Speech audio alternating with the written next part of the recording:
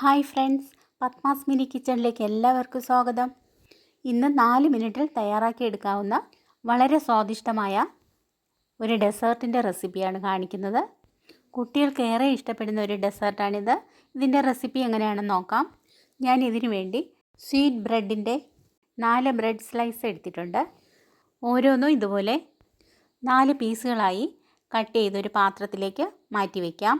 ഇനി ഒരു പാൻ അടുപ്പത്ത് വെച്ച് സ്റ്റൗ ഓൺ ചെയ്തതിന് ശേഷം 1 ടേബിൾ സ്പൂണോളം അളവിൽ നെയ്യൊഴിച്ച് നെയ്യൊന്ന് ചൂടാവുമ്പോൾ ലോ ഫ്ലെയിമാക്കി നമ്മൾ കട്ട് ചെയ്തെടുത്ത ബ്രെഡ് പീസുകൾ ഓരോന്നായി അതിലേക്ക് വെച്ച് കൊടുക്കാം.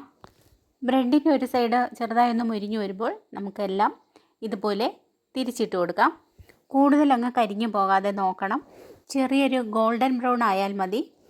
ഇനി 2 സൈഡും ടോസ്റ്റായ ബ്രെഡ് നമുക്കൊരു പാത്രത്തിലേക്ക് മാറ്റാം. വീണ്ടും 1 ടേബിൾ സ്പൂൺ നെയ്യ് ഒഴിച്ച് ബാക്കിയുള്ള ബ്രെഡ് പീസും ഇതുപോലെ നിരത്തി വെച്ച് 2 സൈഡും ഇതുപോലെ ടോസ്റ്റ് ചെയ്തെടുക്കാം. ഇനി സ്റ്റൗ ഓഫ് ചെയ്യാം.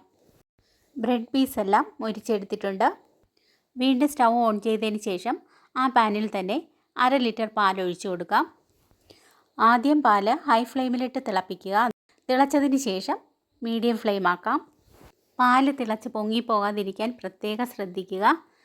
പാലിന് മുകളിൽ പാട ഇട്ടാതിരിക്കാൻ വേണ്ടി ഇളക്കി കൊടുക്കുക. കൈവിടാതെ ഇളക്കിക്കൊണ്ടേയിരിക്കുക. ഈ സമയം ഇനി സബ്സ്ക്രൈബ് ചെയ്യാത്തവരുണ്ടെങ്കിൽ ഒന്ന് സബ്സ്ക്രൈബ് ചെയ്യണേ. നിങ്ങളുടെ ഫ്രണ്ട്സിനും റിലേറ്റീവ്സിനും ഷെയർ ചെയ്യാനും മറക്കരുതേ.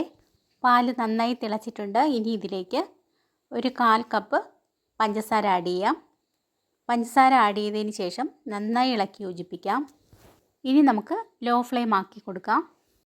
ഇനി ഒരു ബൗളിൽ 1/4 കപ്പ് പാലെടുക്കാം. അതിലേക്ക് 2 സ്പൂൺ കസ്റ്റാർഡ് പൗഡർ ആഡ് ചെയ്ത് നന്നായി ഇളക്കി യോജിപ്പിച്ച് കട്ടകളൊന്നും ഇല്ലാതെ അലിയിച്ചെടുക്കുക.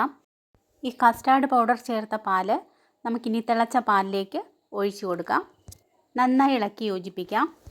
കസ്റ്റാർഡ് ചേർത്തതിന് ശേഷം പാൽ പെട്ടെന്ന് കുറുകിപ്പോവും. അതുകൊണ്ട് ലോ ഫ്ലെയിമിൽ തന്നെ നമ്മൾ നന്നായി ഇളക്കിക്കൊണ്ടേയിരിക്കുക. കൈവിടാതെ ഇളക്കിക്കൊണ്ടേയിരിക്കുക. പാല് കുറുകി തുടങ്ങിയിട്ടുണ്ട്. ഇനി കുറച്ചുകൂടി ഒന്ന് കുറുക്കിയെടുക്കണം. അധികം കുറുകാനും ലൂസാകാനും പാടില്ല. ഇതാണ് അതിൻ്റെ പരുവം. ഇനി നമുക്ക് സ്റ്റൗ ഓഫ് ചെയ്യാം. ഡെസേർട്ട് തയ്യാറാക്കാനുള്ള മിൽക്ക് കസ്റ്റാർഡ് റെഡി ആയിട്ടുണ്ട്. ഇനി ഡെസേർട്ട് സെറ്റ് ചെയ്യാൻ വേണ്ടിയിട്ട് നമുക്കൊരു ഗ്ലാസ് ട്രേ എടുക്കാം. അതിലേക്ക് നമ്മൾ ടോസ്റ്റ് ചെയ്തെടുത്ത ഓരോ ബ്രെഡ് പീസും ഇതുപോലെ ഓരോന്നായി നിരത്തി വെച്ചതിന് ശേഷം അതിന് മുകളിലേക്ക് നമ്മൾ തയ്യാറാക്കിയെടുത്ത മിൽക്ക് കസ്റ്റാർഡ് ബ്രെഡ് മുങ്ങിക്കിടക്കുന്ന രീതിയിൽ ഒഴിച്ചു കൊടുക്കുക. വീണ്ടും അതിന് മുകളിലേക്ക് ഒരു ലെയർ കൂടി ഈ ബ്രെഡ് പീസുകൾ നിരത്തി അതിന് മുകളിലായി ബാക്കിയുള്ള മിൽക്ക് കസ്റ്റാർഡും ഒഴിക്കാം. വളരെ ടേസ്റ്റിയും എളുപ്പത്തിൽ തയ്യാറാക്കാവുന്നതുമായ മിൽക്ക് ബ്രെഡ് കസ്റ്റാർഡ് നിങ്ങൾ ഇതുപോലെ തന്നെ ഉണ്ടാക്കി നോക്കുക. ഫീഡ്ബാക്ക് അറിയിക്കാനും മറക്കരുതേ. കസ്റ്റാർഡിന് മുകളിലായി കുറച്ച് ഭംഗിക്കും ടേസ്റ്റ് കൂട്ടാനും കുറച്ച് ബദാം കട്ട് ചെയ്തത് ആഡ് ചെയ്ത് കൊടുത്തു. വീട്ടിൽ വരുന്ന ഗസ്റ്റുകൾക്ക് പെട്ടെന്ന് തയ്യാറാക്കി കൊടുക്കാൻ പറ്റിയ ഒരു ഡെസേർട്ടാണിത്. കുട്ടികൾ വളരെയേറെ കഴിക്കാൻ ഇഷ്ടപ്പെടുന്ന ഈ ഡെസേർട്ട് നിങ്ങൾക്കിഷ്ടമായോ? ഇഷ്ടമായെങ്കിൽ സബ്സ്ക്രൈബ്, ഷെയർ, ലൈക്ക്, കമൻറ്റ് എന്നിവ ചെയ്യണേ. ബെൽ ബട്ടൺ കൂടി ക്ലിക്ക് ചെയ്യണേ. എൻ്റെ എല്ലാ കുക്കിംഗ് വീഡിയോകളും നിങ്ങൾ കാണുകയും അഭിപ്രായങ്ങൾ അറിയിക്കുകയും ചെയ്യുക. നാളെ പുതിയൊരു ഈസി റെസിപ്പിയുമായി വരുന്നതുവരെ എല്ലാവർക്കും ഗുഡ് ബൈ.